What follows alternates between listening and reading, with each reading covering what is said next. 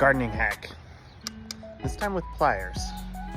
Okay, it just rained today, so that's the ticket for this working. I've got a pecan sapling here growing in my catmint, which is starting to bloom. So take your pliers, find this base of this plant, and don't do that. Pull it.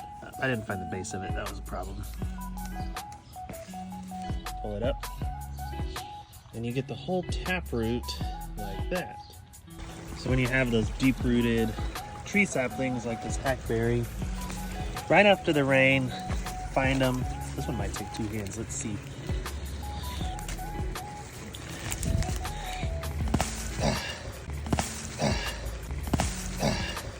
And yeah, you can pull the whole sapling up because the ground is so saturated.